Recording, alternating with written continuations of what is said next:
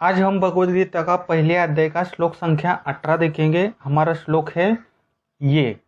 द्रौपदो द्रौपदेयाश्च सर्वश्च पृथ्वीपते सौभद्रश्च महाबाहु शंखं दम्मु पृथक् पृथक्। द्रौपदो द्रौपदेयाश्च सर्वश्च पृथ्वीपते सौभद्रश्च महाबाहु शंखं दम्मु पृथक् पृथक्। शंखान धम्मु पृथक पृथक। शंखान धम्मु पृथक पृथक। अब हम श्लोक का संधि विच्छेद और उसका हिंदी अर्थ देखते हैं। हमारे श्लोक की पहली लाइन है द्रौपदो द्रौपदेयाश्च सर्वस्य पृथ्वीपते। अब हम इसका संधि विच्छेद देखते हैं। द्रौपदो जैसे है वैसे ही आएगा। द्रौपदेयाश्च इसका क्या होगा? द्रौपदेया धनश्च। सर्वश्च सर्वस्य है जैसा है वैसे ही आएगा और पृथ्वीपते जैसे है वैसे ही आएगा। अब हम इसका हिंदी अर्थ देखते हैं। द्रौपदो नाम है, ये द्रुपद राजा का नाम है, तो जैसे है वैसे ही आएगा। वैसे हमने देखा है द्रुपद कौन है? जो द्रौपदी के पिता है, अर्जुन के ससुर थे। द्रौपदेयाश्च यानी कि द्रौपदी के पुत्र भी। द्रौपदी के दोस्तों 5 पुत्र थे। सर्वस्य सर्वस्य पृथ्वीपते है पृथ्वीपते। श्लोक की दूसरी लाइन देखते हैं। सौभद्रश्च महाबाहु शंखान दम्मु पृथक पृथक। इसका संधि विच्छेद करते हैं। दोस्तों ये जो सौभद्रश्च महाबाहु है उसका संधि विच्छेद जैसे है वैसे ही आएगा। जैसे कि सौभद्र धनश्च महाबाहु यानी कि महाधन बाहु। शंखान दम्मु शंखान धन दम्मु पृथक पृथक। ये एक ही शब्द है, पृथक पृथक। अब हम इसका हिंदी अर्थ देखते हैं। सौभद्रश्च यानी कि सुभद्रा पुत्र भी। महाबाहु बड़े भुजा वाला यानी कि महाबाहु। शंखान दम्मु यानी कि शंख बजाए। पृथक पृथक का अर्थ होता है अलग अलग, इसलिए मैंने यहाँ पे बोला कि एक ही शब्द है, अलग अलग। दोस्तों किसी भी श्लोक को पढ़ना है, सीखना है तो उसका हिंदी अर्थ और संधि विच्छेद आना बहुत ही जरूरी है। किसी भी श्लोक को रटने से अच्छा है दोस्तों कि उस श्लोक का संधि विच्छेद सीखे और हिंदी का अर्थ सीखे। अब हम देखते हैं संस्कृत श्लोक कैसे पढ़ते हैं और श्लोक का हिंदी अर्थ क्या है। हमारा श्लोक है द्रौपदो द्रौपदेयाश्च सर्वस्य पृथ्वीपते सौभद्रश्च महाबाहो शंखान धम्मो पृथक पृथक। किसी भी श्लोक को पढ़ने के लिए उसके 4 भाग करते हैं। आप पीछे से श्लोक पढ़ सकते हैं। द्रौपदो द्रौपदेयाश्च सर्वस्य पृथ्वीपते सौभद्रश्च महाबाहु शंखान धम्मो पृथक पृथक। श्लोक एक बार फिर से पढ़ते हैं दोस्तों। द्रौपदो द्रौपदेयाश्च सर्वस्य पृथ्वीपते सौभद्रश्च महाबाहु शंखान धम्मो पृथक पृथक। अब हम इसका हिंदी अर्थ देखते हैं दोस्तों। द्रौपदो यानी कि द्रुपद। संजय अपनी दिव्य दृष्टि से देखकर धृतराष्ट्र को बोल रहा है। क्या बोल रहा है कि महाराज द्रुपद और द्रौपदेयाश्च द्रौपदी के पुत्र भी। देखिए द्रौपदी के 5 पुत्र थे यानी कि द्रुपद और द्रौपदी के पुत्र भी। सर्वस्य यानी कि कौन? ये जो द्रुपद है और ये 5 द्रौपदी के पुत्र। ये 5 और द्रुपद एक 6, ये 6 लोग। इसलिए इस यहाँ पे सर्वस्य शब्द दिया है। पृथ्वीपते यानी कि कौन? यहाँ पे धृतराष्ट्र को पृथ्वीपते कहा गया है क्योंकि वो पृथ्वी का पति है, यानी कि वो राजा है, पृथ्वी का राजा पृथ्वीपते हो गया।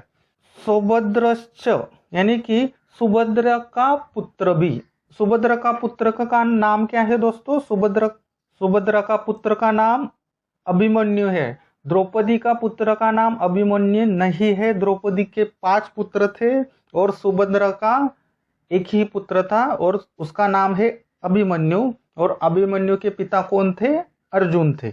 और ये जो अभिमन्यु है वो कौन है? वो बड़े भुजा वाला यानी महाबाहु है।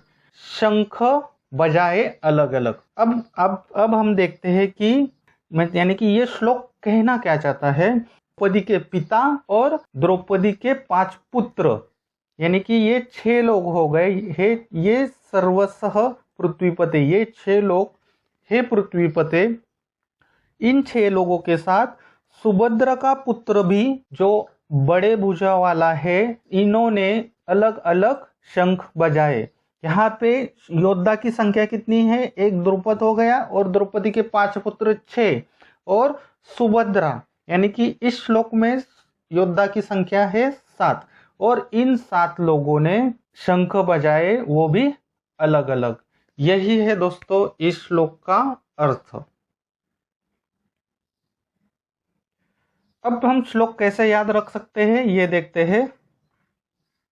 किसी भी श्लोक को याद रखने के लिए हम विजुअलाइजेशन की टेक्निक यूज करते हैं और विजुअलाइजेशन करते समय 5 ज्ञानेंद्रियों का यूज करना बहुत ही जरूरी है। अब हम फिर से कुरुक्षेत्र की युद्ध भूमि पर जाएंगे। अगर आप ध्यान देंगे तो एक रथ पे द्रुपद नाम का राजा खड़ा है, उसके हाथ में शंख है, उसके जस्ट बाजू में 5 रथ है। उस 5 रथ में द्रौपदी के 5 पुत्र खड़े हैं, उनके हाथ में भी शंख है। आपको इमेजिन करना है कि एक रथ है, वहां पे द्रुपद नाम का राजा खड़ा है, उसके जस्ट बाजू में 5 रथ लाइन से है, वहां पे द्रौपदी के 5 पुत्र है और ये सभी यानी कि ये सभी 6 लोग, उसको सर्वस्व कहा गया है। ये कह रहा है कौन? ये संजय कह रहा है। किसको? पृथ्वीपति को। पृथ्वीपति कौन? जो दरबार में बैठकर सुन रहा है, धृतराष्ट्र। अब आप फिर से युद्ध कुरुक्षेत्र की युद्ध भूमि पर आइए।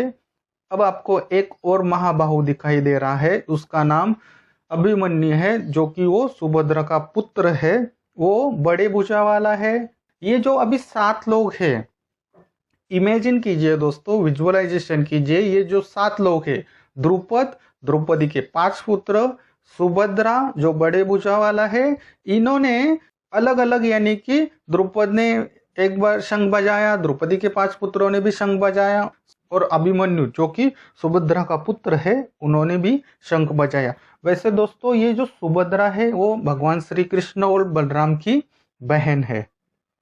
अब आपने जो भी विजुअलाइजेशन किया है उसको श्लोक के माध्यम से स्मरण करने की कोशिश कीजिए। मैं श्लोक बोलूंगा और आप उस विजुअलाइजेशन को उस श्लोक के साथ बॉन्डिंग कीजिए, यानी कि उसको बांध दीजिए।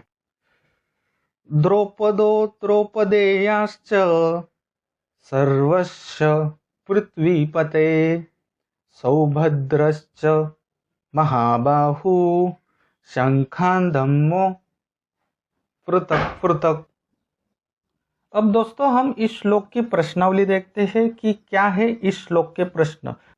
पहला प्रश्न है, हे पृथ्वीपते किसे कहा गया है? दूसरा प्रश्न है, महाबाहु किसे कहा गया है? तीसरा प्रश्न है, किसने अलग अलग शंख बजाए? यहाँ पे आपको उस योद्धा के नाम बताने हैं।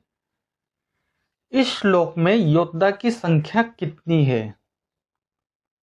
और 5 नंबर का प्रश्न है, सुभद्रा के पुत्र का क्या नाम है? दोस्तों कृपा करके इस प्रश्न के उत्तर कमेंट्स बॉक्स में जरूर दें, ताकि आपको खुद को पता चले कि आपको ये श्लोक कितने अच्छे से समझ आया। इसी तरह 700 श्लोक सीखने के लिए कृष्ण ज्ञान यूट्यूब चैनल को सब्सक्राइब जरूर करना। फिर मिलते हैं नए श्लोक के साथ, तब तक के लिए हरे कृष्णा।